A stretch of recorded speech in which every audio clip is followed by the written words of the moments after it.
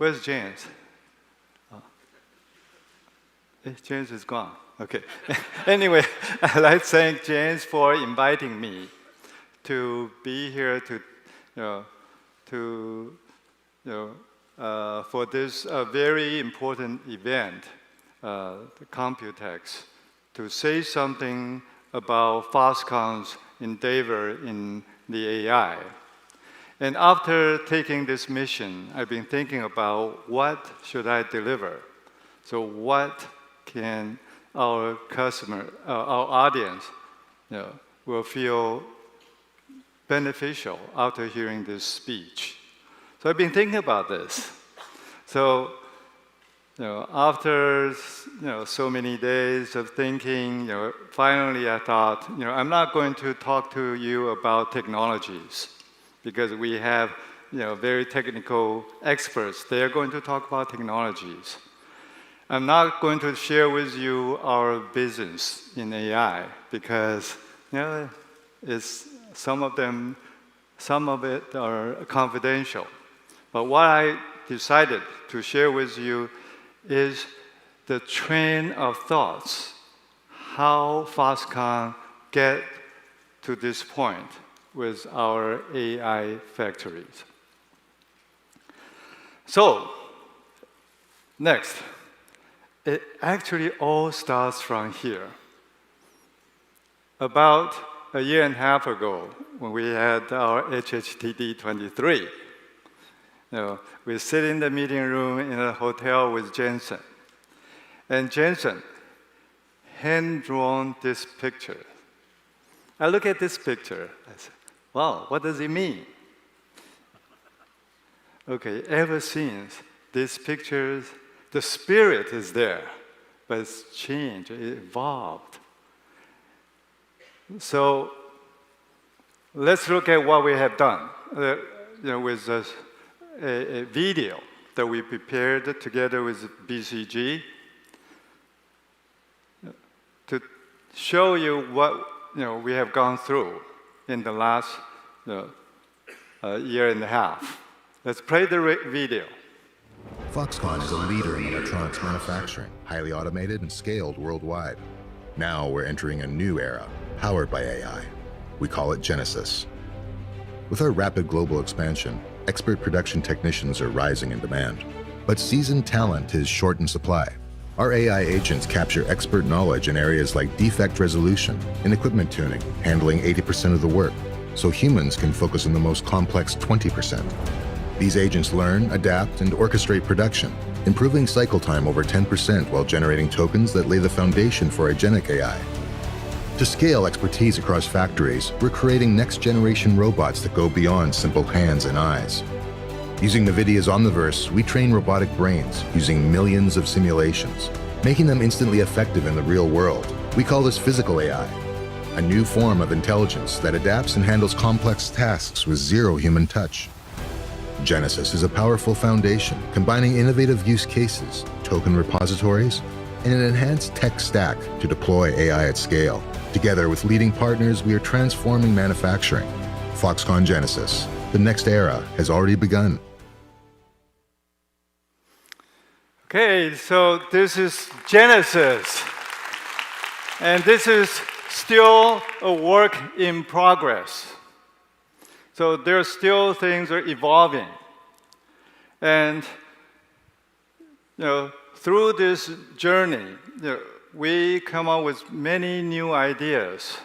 And the very first new ideas is about the future factories.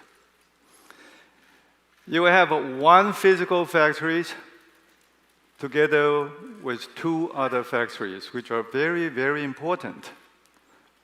One, we probably heard about the digital twin, the Omniverse digital twin factories. So before you create your physical factories, you can build your factory on Omniverse and practice it and optimize it, through without the actual factory being built. In the past, we thought with Omniverse, that's already good enough. But with Omniverse, it can already create data. And with that data, if we use it properly with the AI factory, then we may be able to create a base set of model that can be used when the actual factory is built. So we think in the future, the factory will be like this, with the physical factory will appear the last. The first one you will have will be the Omniverse digital twin factory, and then the AI factory will be the second one. And once you have the model built and the digital twin optimized to a certain level, then you can have your actual factory. And that's the vision that we see for the future factories. Next. And what you have seen that with the BCG effort, we have gone through so many use cases. And these use cases, after accumulating many, many hours of work with our technicians, we have very important finding, which I would like to share with you. And before this experiment or this study, we thought, with GenAI, we can maybe replace every human. But very quickly, we realized, no, it will not. If you look at this chart, the white curve is a human technician. How many times it will take the technician to try to reach to a certain level. And that's typical human. And with the blue and the green line, this is done with GenAI's help. And you can tell with GenAI very, very quickly, with 2 to 3 times of trying, it can reach 80%. But after 80%, look at the curve. It flattened. Okay. So the human can do much better than the GenAI after 80%. So we come up with this temporary conclusion that with GenAI, it can help for the 80% of the work. The rest of 20% will still have to be done by the skillful workers or technicians. Okay, that's a very important finding I would like to share with you. Okay, next. And because of the scale of Foxconn's factories, we have central divisions. And we also have many BGs. And the BGs, they have factories across the world. And how we can come up with an architecture that will be able to support this large scale and very complicated implementation. And the model, and at the same time, allows the model to evolve by itself. And it requires a very, very complicated, the architecture becomes very, very important. We're still, it's still evolving. But we think with this initial architecture, we should be able to get to what we want so that the model, the base model created by the central department can then be utilized by the BG's factory, all over the world. And then they can continue to train with their factory actual data. And those data and the trained models can then feed back to the central model. And the model in the central can then share the result to all the factories in the companies.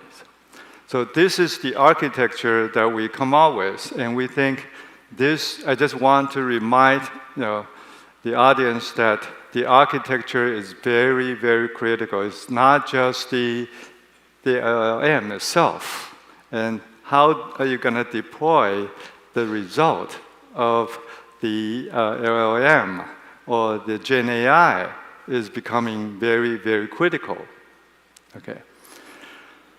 So, next. While we're doing the smart manufacturing, we're at the same time working on EVs. And you probably heard of our HHTD, Honghai Tech Day. This is the annual event. In that event, we'll show to our audience our new EVs that we created in the last year. And the very first product that we delivered, we shipped to the market, is the e-bus. And with that e-bus running on the streets in Kaohsiung, with a lot of sensors in the e-bus, on the e-bus. And we collected a lot of data of the street. And very quickly we realized that, how are we going to utilize this data? We started looking for some way to share the data with the government and with the enterprises. And then, we realized that a lot of so-called smart city applications, they all work in silo. On our next page, we're going to talk about the smart city platform to address that problem. But with smart EV, we are going to provide the smart EV platforms to our potential customers. And these platforms will include the onboard and offboard applications. And these platforms, we will open it up to our customers, and also we plan to open it to make it a reference design for our MIH members. Okay, and we are almost there. And with Smart EV, the most recent news is that we made the announcement together with Mitsubishi. Mitsubishi will be the very first car OEMs utilizing our reference models. With that reference model, for our customers, they can use our reference models. Maybe 80% of their work can be eliminated. They don't have to do the 80% of the work. Only they have to put 20% of their effort in making their new EVs. And that's very, very common in the PC industry. A good reference design gives a good foundation that including very thorough tests that are required for the systems. And with that test, that saved our customers a lot of time.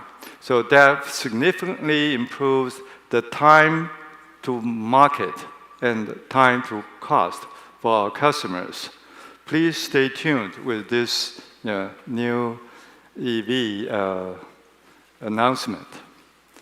Next, we talked about the smart city while we were doing the e-bus, and we realized that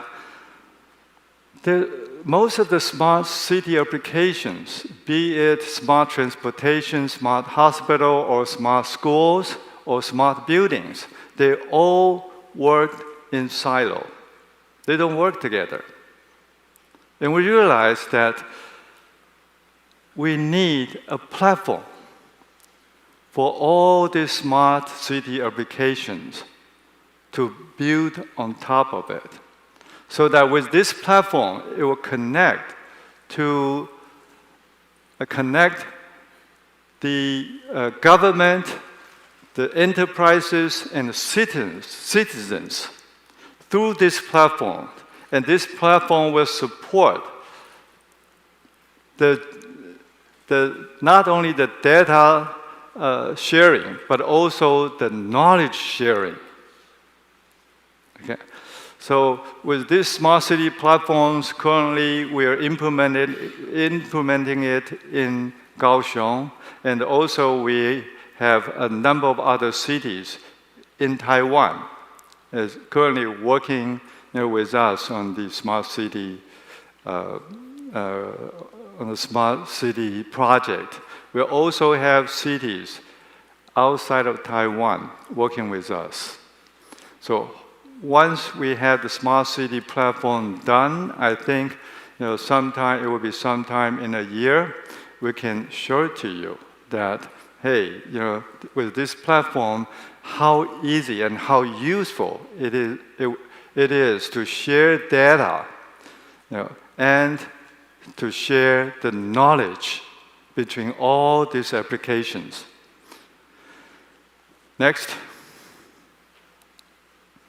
Therefore, with the smart manufacturing and smart EV and smart city, all these ideas came about because of that little drawing. Okay. And we've been thinking, wow, maybe this is it. We need AI factories to power these three smart platforms. That's how we put all this together. And we make these three platforms and examples of how AI factory can do, what AI factory can do. Okay. So we demonstrated this idea in our, even at the GTC 25, GTC 25 about this idea. So you probably heard about 3+3 initiatives in the past from Foxconn. Now we add another 3. Now after the 3+3 to make 3+3+3 smart platforms becomes Foxconn's new initiatives. Next. With these three smart platforms, we need to find a model to support it. We've been looking for models that's adequate to support these three smart platforms. We keep looking and realize that most of the foundation models, they're all very generalized. Okay, they don't understand about manufacturing, especially the data. They're all numbers, but the numbers, from different machines means different things, and you have to have some understanding of this data in order to understand what it means. And with that finding, we also, together with EVs, also, it's not a general purpose LLM can handle. The general purpose LLM probably can answer, where you want to go, but would it know, if something going to break up, and the signal that sent from certain module means something will happen in the near future. And this knowledge and this tokens, they're all very, very different. If you don't have special training or special way of processing these tokens, it will give you not just illusion, hallucinations, but also illusions or wrong answers. So therefore, we thought we better come up with our model to support these three applications. And therefore, the FoxBrain idea comes about. And it's built on top of course, open source models. Currently, we're using Llama 3 and 4, and we sort of created high-quality, large-scale pre-training corpus. And Foxconn Kaohsiung data center will be used, and currently is being used, part of it, to build this model. And this first generation model specialized in reasoning, and that reasoning is a little different from the general reasoning because of the applications. Okay, so the agentic workflow for very domain-specific applications. And this is, FoxBrain is going to develop to solve the problem I just described. And we plan to open it, to make it open source to the communities. Okay? And hopefully, through your joining the open source communities, we can make this model more powerful, more useful. So with the FoxBrain idea, we think, now that we have the applications, the three smart platforms, we know that we are going to build a FoxBrain model to support it. Next. Then what do we build those things, those applications, those systems on? We look around, we realize, NVIDIA is not just a chip company. It has a full stack of software to support it. And we realize that, with all the platforms that we talked about and the brand that we are going to create, the NVIDIA has a full stack to support us, to do that. So we're going to build our platforms on top of the NVIDIA AI software stack. Then the next one would be, what hardware should we use? Right? But with this, definitely it's NVIDIA hardware. So we need hardware to run it. We need a tremendous compute power to support it. And that's why you heard the announcement yesterday. Next. The AI factory will build And this is the very first NCP AI data center. And this AI data center is targeted to have 100 megawatt of power. And you know the power, I don't want to use the word shortage in Taiwan. It's a very, very critical resource. So it takes us a couple of steps in order to build it up to 100 megawatts. So we will build like 20 megawatts to start with, and then add another 40 in the next phase, then another 40, okay? Some of it will be in Kaohsiung, the other ones we will look around in Taiwan to look for where we can get the power the quickest. Then we will build the data center there, okay?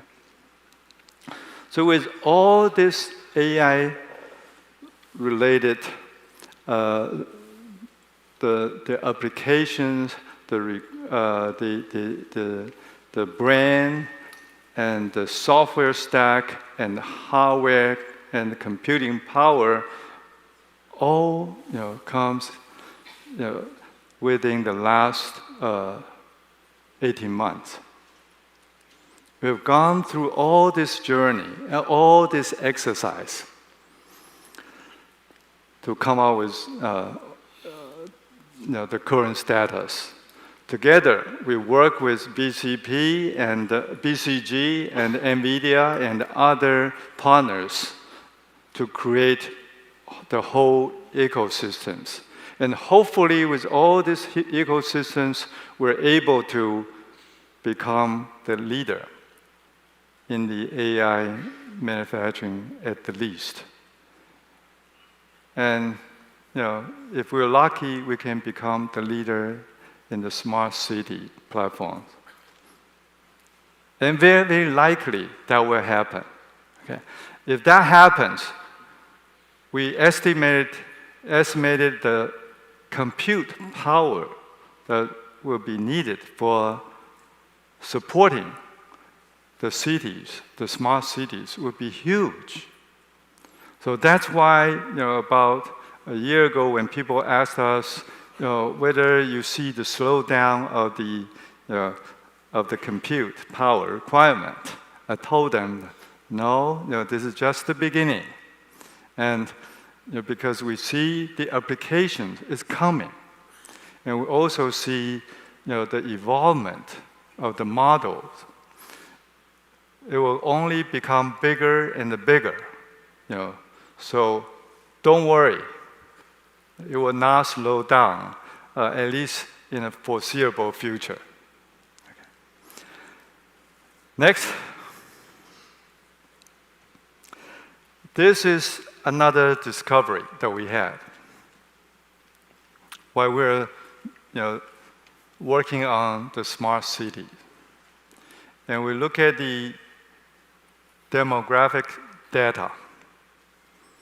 And we look at the issues in countries. And we realize that when a country become developed, what will happen? That if you look at the GDP paradigm or pyramid, the triangle that I'm talking about, when the country is becoming more and more prosperous, the pyramid or the triangle will shift up, leaving the bottom GDP empty. So after your country is becoming more and more developed, the GDP will become higher and higher. Then the low GDP work will have less and less number of your countrymen to do. So how do countries solve that problem in the past? They do it in two ways. One is to outsource the low GDP work to the low GDP countries. We have seen that in the past. We have seen the US outsource their work to Taiwan, and then Taiwan outsourced the work to China. And I remember when we outsourced our work from Taiwan to China about 40 years ago, the GDP there was about less than 1,000. And with their hard work, after 40 years, the GDP has grown over 10,000. So what happened? What's the impact to the society there? Most of people want to have a high-paid job, and the society is able to pay it. But what about the low GDP, low-paid job? Nobody will be interested. So,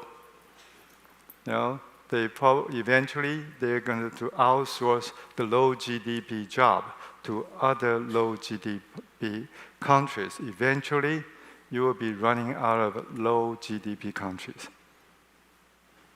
Yeah, that's the limit. Another way to solve that problem is to import people from the low GDP country, the so-called immigrant workers. And this has been done in Europe, in the US, in Japan, and now in Taiwan. But that creates some social problems.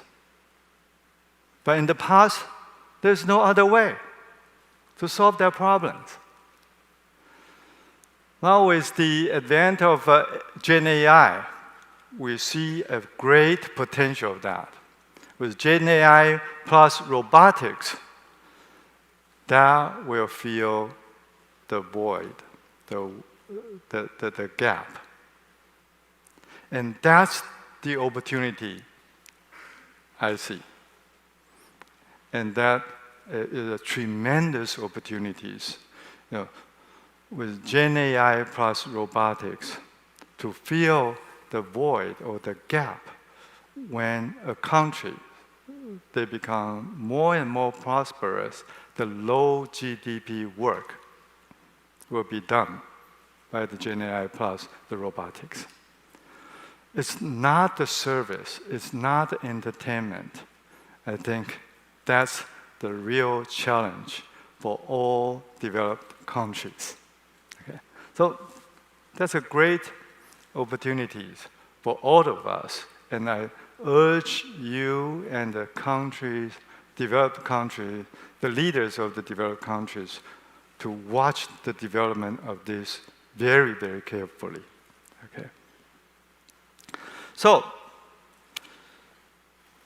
I think that's the journey I would like to share with you.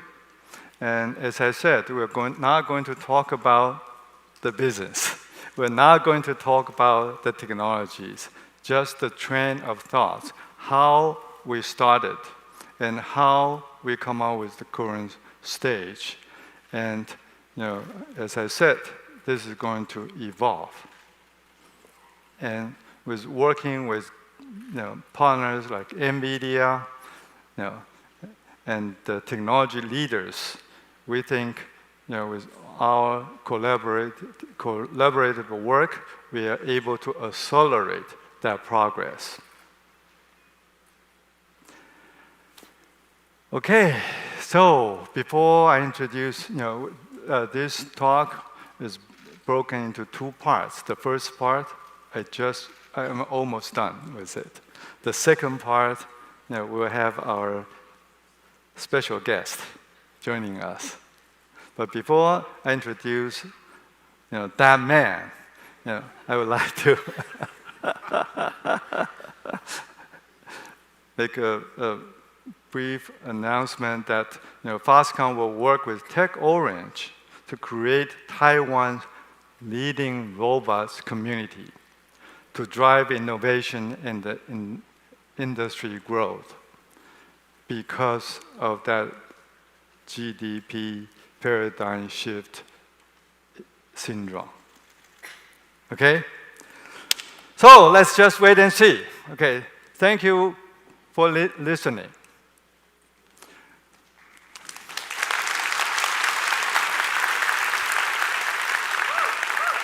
Is our guest here?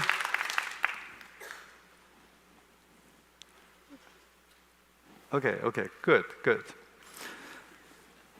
Wait a second. Okay, let's play.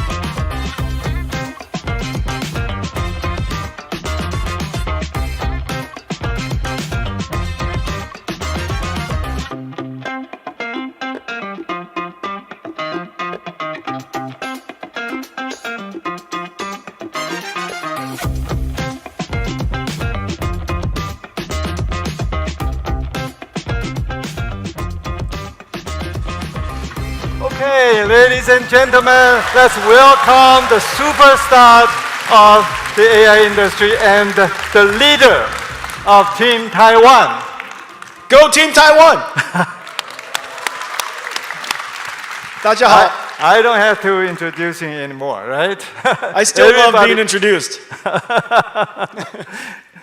Jensen, I know you have a very busy schedule. Your keynote I honestly have nothing else terrific to do. Yesterday. Yeah. Thank you. I remember the last time we had our HTD 23 together. We rode in with a Beauty and the Beast SUV. Do you remember? Beauty and the Beast. The car. Oh, okay. The car. In that car, I have to give you, let you know a good news about it. Has been chosen by Mitsubishi to become their car. Wow. And that car will be running on the road roughly about a year from now. Okay. With the luck you bring. That's awesome. And in the second half of the keynote, what I would like to do is to ask you questions and let you answer. Okay. Okay. So it doesn't matter what you ask. My answer is always the same. I hope I will ask. Actually, I collect a lot of questions from the industries and from people who care about you, and compile them into 3 categories of questions. Right. Number 1 is business related. Do you want me to start with the business-related stuff? If we start with business-related, I will go so long, and then we'll end with just business-related. So let's start with business-related. I'm afraid to hear about the other two. I'll keep it under control, okay? But it's not the question that you thought about the business. It's not about NVIDIA chips or system business. It's about the Team Taiwan, the very first question. What is Team Taiwan from your point of view? Well, Taiwan is where our most important partners are. We've been coming here for 30 years. Yeah. And somebody did a count. We have 350 partners here. 350? 350. Wow. Of course, I don't know them all, but apparently, either directly or indirectly, we work with some 350 companies.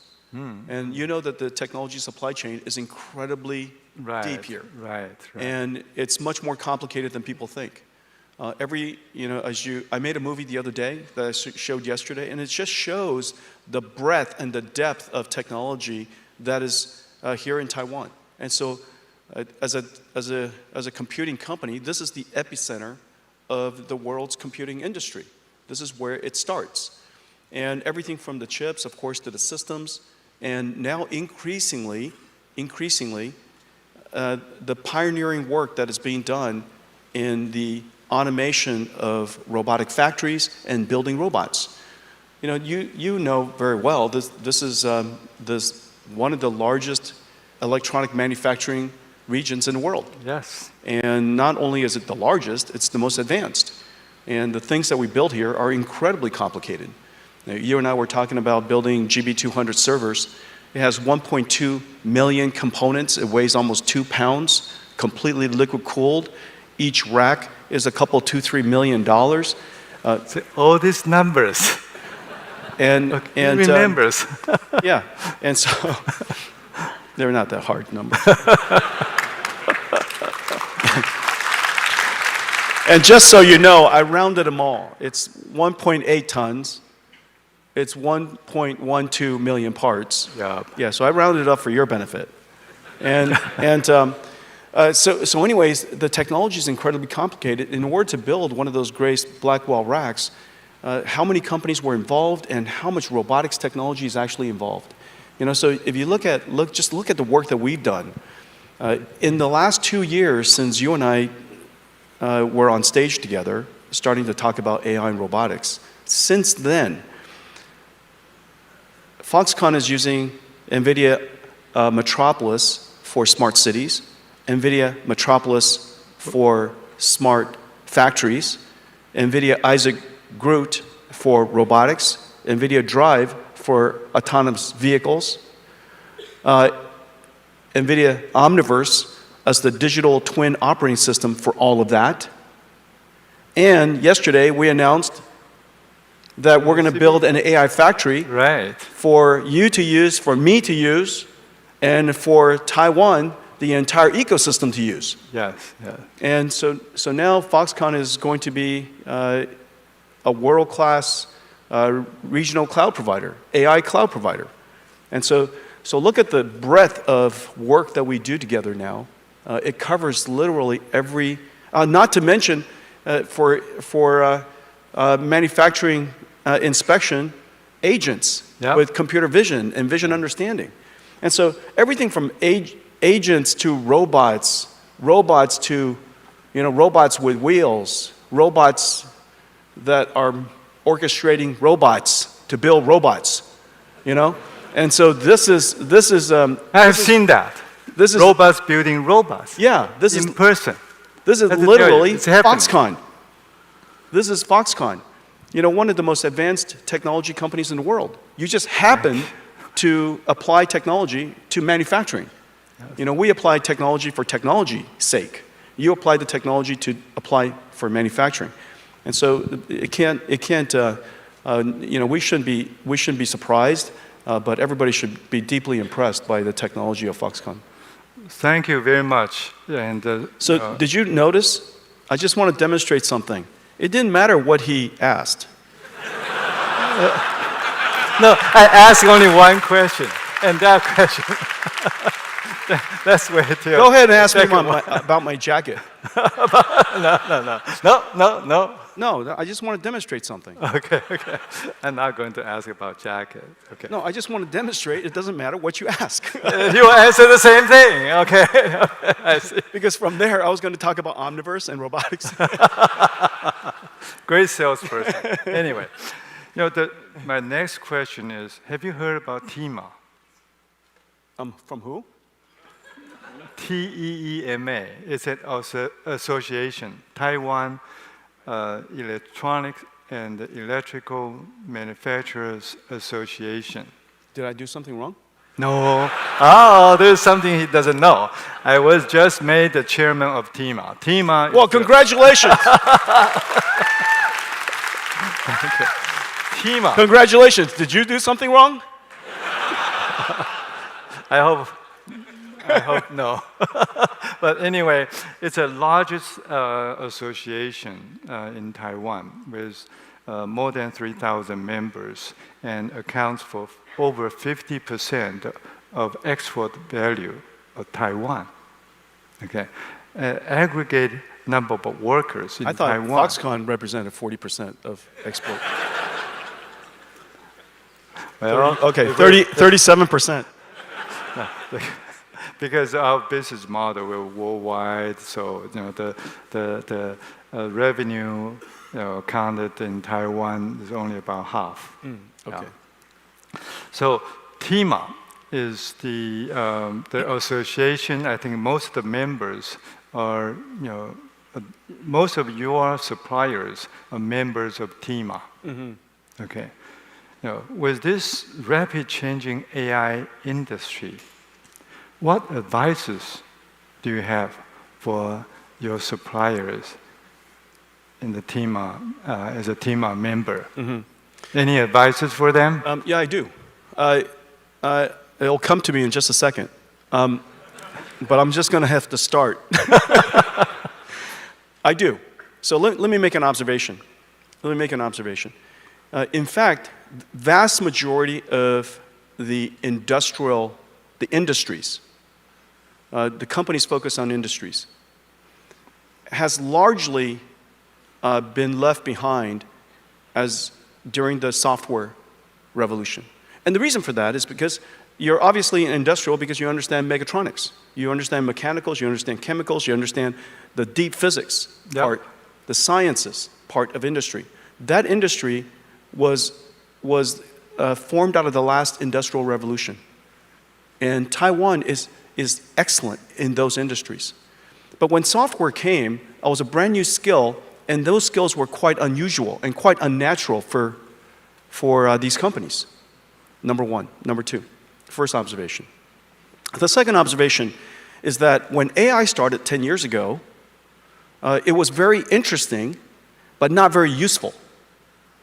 Not very useful for the industrial companies. And the reason for that is because the AI understands English, but it doesn't understand physics, which is what you need. Everything that you do needs physical understanding, physical intelligence. When I roll a ball underneath a car, my dog knows to either go underneath the car or go around the car. But the AI thinks the ball has disappeared out of this universe. And so we need to have physical common sense. Now we're developing both of those things. Now, why is AI so great? The reason for that is because you teach an AI, you don't have to program an AI. Software programming skills is no longer as vital as it was before. You have an opportunity to leap the software chasm and go directly to AI. In fact, I can prove it to you.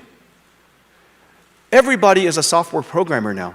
The definition of a software programmer is somebody who programs a computer to do something. Right. That's a software programmer. Give me an example of somebody who can't tell ChatGPT to do something. And if you don't know how to even tell ChatGPT to do something, you say, ChatGPT, teach me how to teach you how to do something. Yeah. Isn't that right? And ChatGPT writes a very nice prompt and says, try this. And I say, okay. Isn't that right? Incredible. So this computer is now intelligent. And intelligent systems are easier to use. And now you have an intelligent system that's easier to use. It understands the laws of physics. We combine all of that into Omniverse. See how I came back again?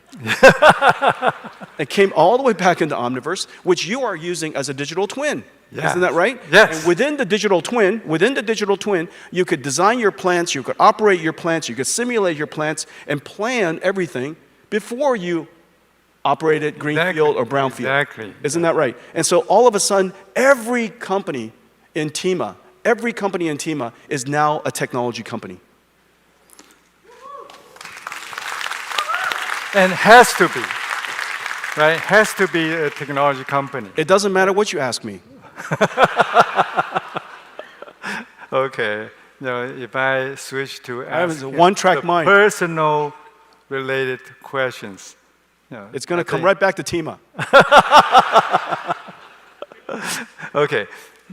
I think for TIMA, I think they heard it, and they will have to keep up with the AI and transform themselves to have more and more software capabilities. Yeah. Right? And in fact, look, every company needs to do what Foxconn did.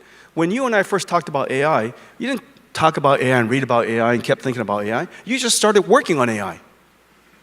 Just get to it. Of course, the technology 2 years ago is not as advanced as it is today. Right. But you knew that. You knew that it was going to get better. You knew that technology was going to get better. Of course it does. It's getting better at 1,000,000 times every 10 years. 1,000,000 times every 10 years is like changing every day. And it is. AI is changing every single day. And so, but you engage it today with an expectation that these challenges that you're experiencing are going to get solved almost by itself. But you've got to get engaged right away. Everybody has to develop a system. We have a system available to you. You bring it to your company, and Foxconn and I will build it for you. All the software is available for you. We're already integrated into all of your software developers, whether it's Cadence or Siemens or Dassault or Autodesk or whoever it is. We're already working with all of your software developers. Omniverse is integrated into all of that. Nemo is integrated into all of that. And so you could start trying AI. And it's amazing what you've produced in just the last couple of years. The demos you showed me, your factories are basically complete digital twins, and they look so real. Yes. They look so real. Robots working inside it, incredible. So in the past, we have physical factories.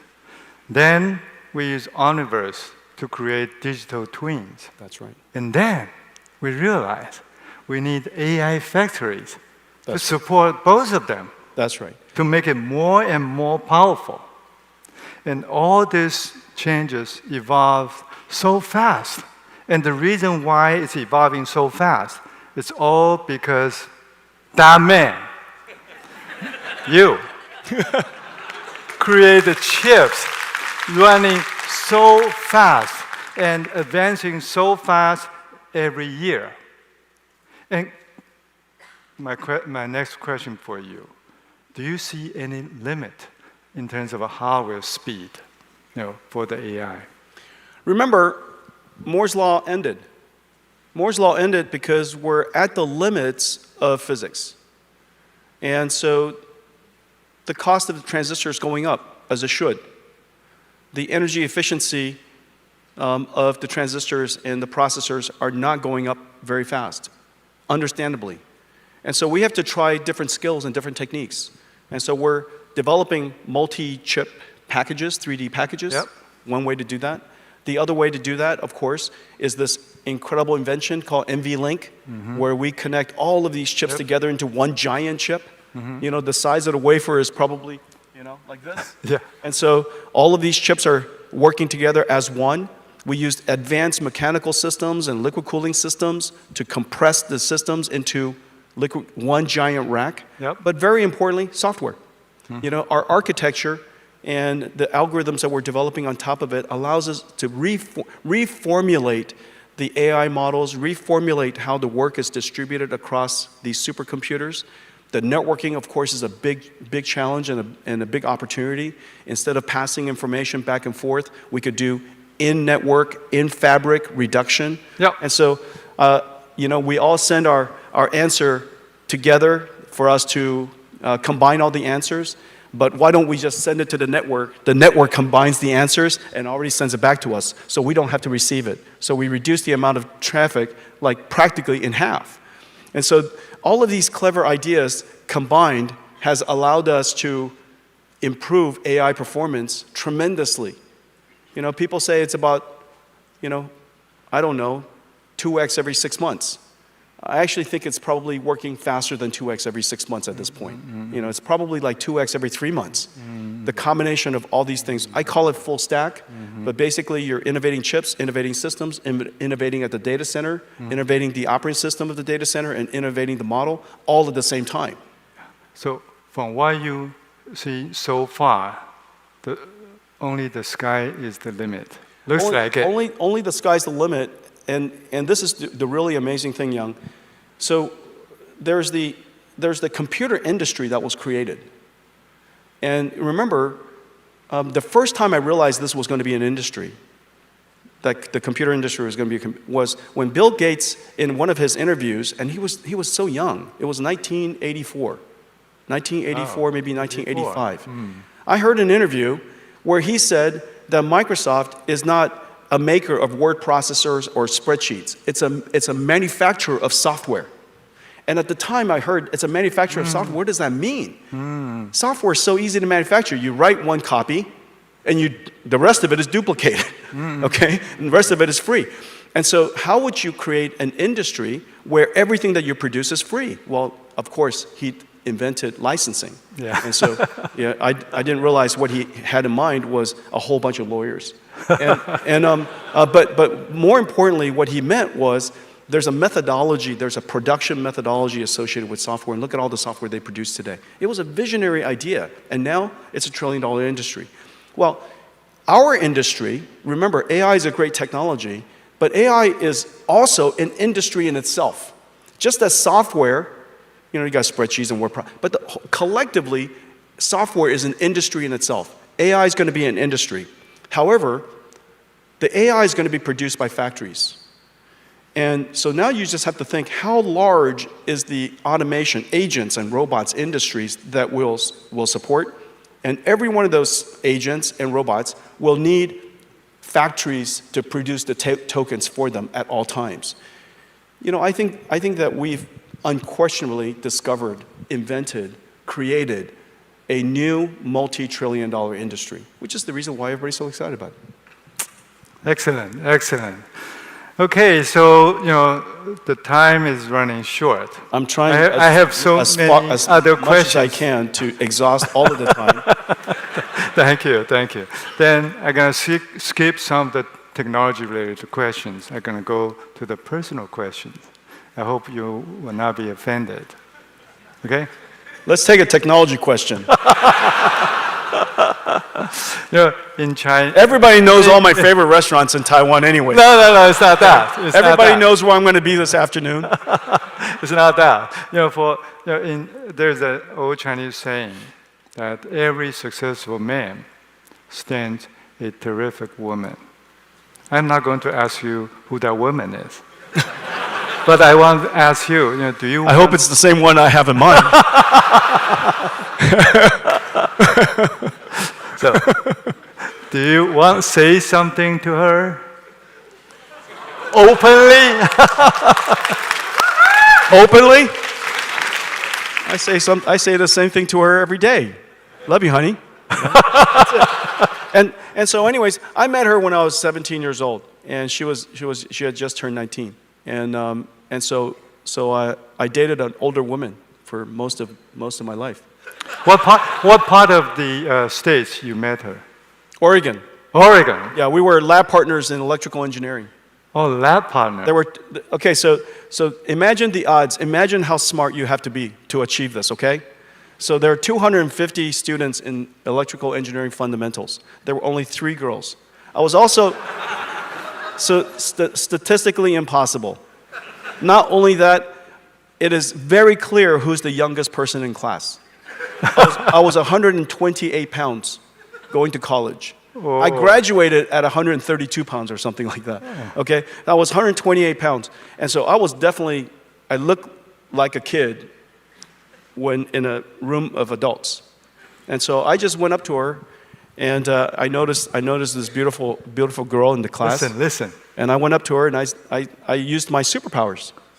Superpower? Because I knew, just looking at the audience, who everybody knows what my skills are. And so I just told her, would you like to see my homework? Because those are my superpowers. The homework. Everybody has superpowers. And so I also told her that I don't know what grades you have, probably very good. However, if you study with me every Sunday, I promise you'll get straight A's. Every Sunday. And so I had a date every Sunday. Oh, I see. Very smart. Yes. Yeah.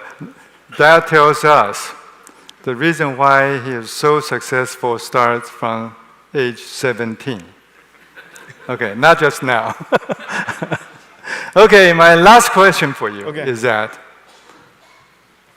everybody is curious about your jacket, but I'm not. Recently your watch is becoming very popular. I don't know. You don't know. Where's your watch? I don't wear a watch. But on the news, is that fake news? Yeah, it's fake news. Oh, really? Oh, that's a fake news. Yeah. Then I had to tell my wife, that's a fake news. I'm not going to buy you a watch at that price. Okay, that's a fake news. That's it? No, that's fake news. I don't wear a watch. I see no watch. I don't care about the time. Right now is all that I would care about. That's why I don't wear a watch. I'm 100% right here. Okay. He really confused me. Is that watch news a fake news? It's probably a fake watch. Okay, thank you very much. We're very happy to have you here, and through the conversation, we know the other side of Jensen, and hopefully it will help you, to know Jensen more besides his chips and his success in his business. Well, my chips are pretty good. And don't let me. But if I could say, Young, I am delighted by our partnership. Obviously, we're manufacturing the most advanced computers the world's ever seen and ever known.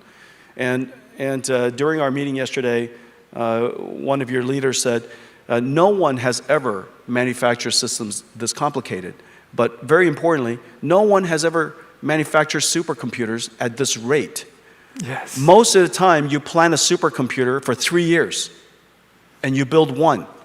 We're cranking it out every hour. And so the idea that we're doing this at the scale that we're talking about is extraordinary. But that's the work that we do together for my benefit. The thing that I'm really excited is that you then use this incredible AI technology to revolutionize, transform Foxconn. Yes. And also to make it available for all of the Taiwan researchers and students and other startups and all the industries. I think it's a great example that you're showing. It's great that you're revolutionizing your own company with technology. You were an amazing technology company already before. Now you're an extraordinary technology company. And then everything that you do for Taiwan. So I'm very, very grateful. Thank you. Thank you very much, Jensen. Right. Thank you for your time. Thank you, everybody. Thank you. 谢谢。拜拜。